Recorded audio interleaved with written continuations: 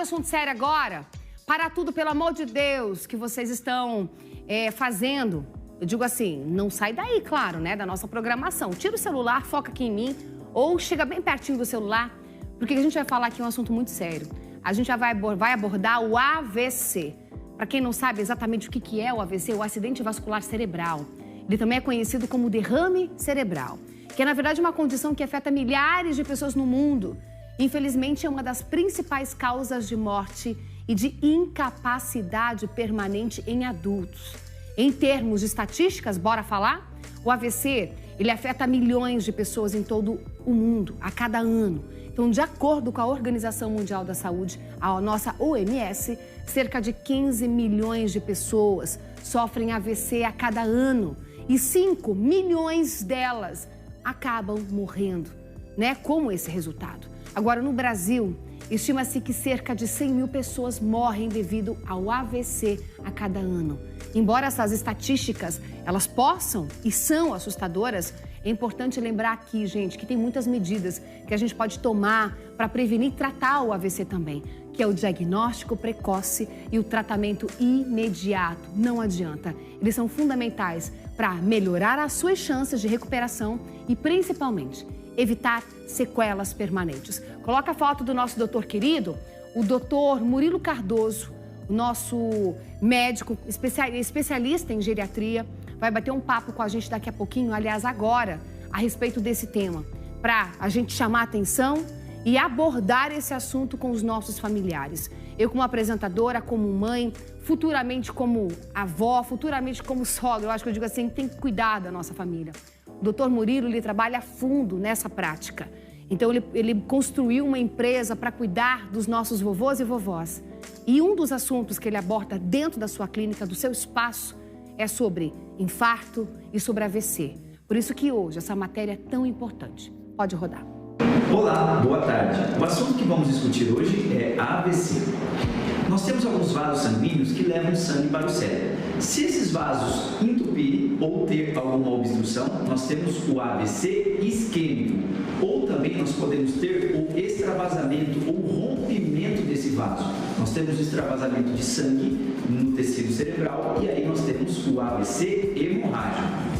Tanto no AVC isquêmico quanto no AVC hemorrágico, nós vamos ter a morte do tecido celular, ou seja, dos neurônios, e isso vai implicar em algumas limitações. Olá, bom dia, doutor Murilo, tudo bem? Sou Sônia Ribeiro, de Moarama. Gostaria de fazer uma pergunta para o senhor. Eu vou fazer 60 anos esse mês, agora, dia 20 de abril, e há algum risco maior de AVC? Existe alguma prevenção ou tem alguma coisa a ver também com hereditariedade? Você poderia me responder? Eu te sigo nas redes sociais. Parabéns pelo seu trabalho. Um beijo. Muito obrigada. Muito boa pergunta, Sônia. Quem tem um histórico de AVC na família tem sim uma predisposição a desenvolver um AVC.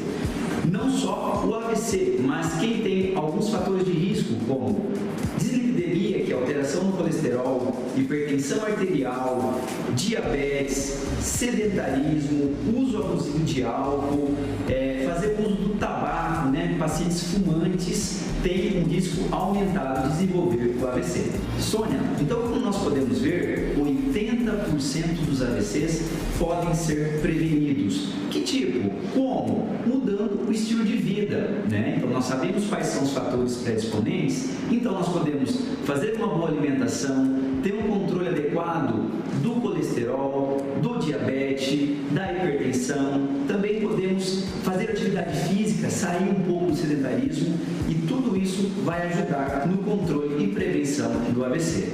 Uma outra coisa muito importante, Sônia, o AVC é a doença que leva a maior incapacidade e a segunda maior causa de morte no mundo, perdendo apenas as doenças cardíacas. Então, a prevenção é o melhor remédio. Fala, doutor, tudo bom? Me chamo Nicolas e tenho alguns casos de AVC na minha família e eu queria saber como que eu faço para reduzir o meu risco de ter um AVC. Obrigado, doutor. Nicolas, muito interessante a sua pergunta. Como nós já sabemos quais são os fatores de risco para o surgimento ou aparecimento de um AVC, nós temos que agir de forma preventiva. Como? temos que visitar nosso médico periodicamente para prevenir as doenças crônicas ou, quando ela já é existente, tratar a hipertensão, a dislipidemia, que é a alteração do colesterol, até mesmo diabetes. Realizar também atividade física é muito importante, além de cessar o tabagismo e também diminuir o consumo de álcool. Oi, doutor, aqui é a Silvana de Sarandi. Doutor, quem já teve AVC pode ter outro? Vamos lá, Silvana. A sua pergunta é uma dúvida muito frequente. Infelizmente, quem já teve um episódio de AVC tem um risco aumentado em até 40% de ter um outro episódio. O problema é que em cada episódio, os sintomas ou até mesmo as limitações, elas vão ficando maiores. Por quê? A cada AVC, nós iremos comprometendo uma região do cérebro e aí levando essas limitações. Silvana, para complementar a sua pergunta, nós vamos abordar os sintomas de um AVC. Nós falamos 3 palavras para identificar. A primeira delas é o sorriso.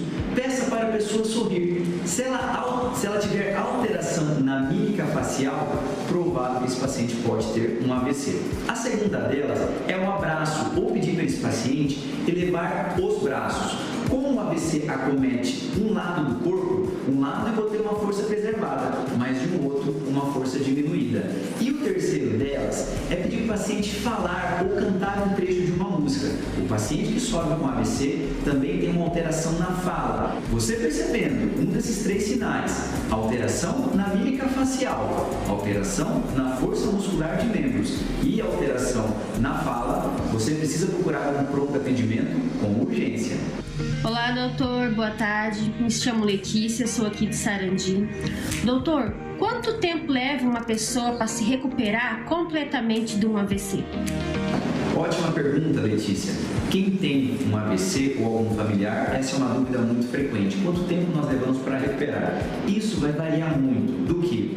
Da área cerebral acometida, do tamanho do acometimento e também da região cerebral. Lembrando que cada região do cérebro é responsável por uma função, tá? Então não dá para a gente precisar, tá? Geralmente a alteração é na fala, é na motricidade, então cada paciente vai evoluir de uma forma diferente. Letícia, além do AVC, que é o acidente vascular cerebral, a gente pode encontrar também como AVE, que é acidente vascular encefálico. Nós temos o AIT, que é um ataque isquêmico transitório. Ele é bem parecido com um acidente isquêmico, porém ele é transitório. De um momento eu tenho essa obstrução e logo eu tenho essa desobstrução. Então o paciente ele vai ter algum comprometimento na fala, motor, mas em poucos dias ou semana ele retoma as suas funções normais. Quem já teve um AIT tem uma chance muito grande de desenvolver um AVC. Fala, doutor, tudo bem? Eu me chamo Felipe. Eu tive um caso de AVC na família da minha tia e eu queria saber como que a gente pode tratar, quais são os efeitos colaterais dos remédios, dos medicamentos, como que a gente pode resolver isso, como que a gente pode cuidar do paciente após o AVC. Obrigado. Felipe, uma ótima pergunta, uma dúvida muito frequente. Quem tem um episódio de um AVC, um AIT, nós temos que introduzir algumas medicações ou até mesmo ajustar a dose. Nesse ajuste de dose, o paciente pode sentir, exemplo, eu ajusto a dose na medicação para pressão, então a pressão dele pode ficar um pouco mais baixa, ou até na medicação por diabetes, ele pode apresentar um pouquinho de tontura, uma sensação de cansaço. Mas os efeitos colaterais dessas medicações são insignificantes comparado com os benefícios que nós temos com o uso delas. Então, pessoal, esse foi o assunto de hoje, AVC, um tema muito frequente. Lembrando que 80% dos episódios podem ser prevenidos, mudando apenas estilo de vida, alimentação, atividade física. Então, a prevenção é o melhor remédio. Na próxima semana, voltaremos com mais informações sobre saúde. E eu vou deixar um recado muito importante para você. A Melhor Idade Cuidados está numa fase de captação, recrutamento e seleção de cuidadores. Então você que é técnico de enfermagem, você que já trabalha como cuidador ou você que não trabalha como cuidador, mas tem essa experiência, entre em contato conosco.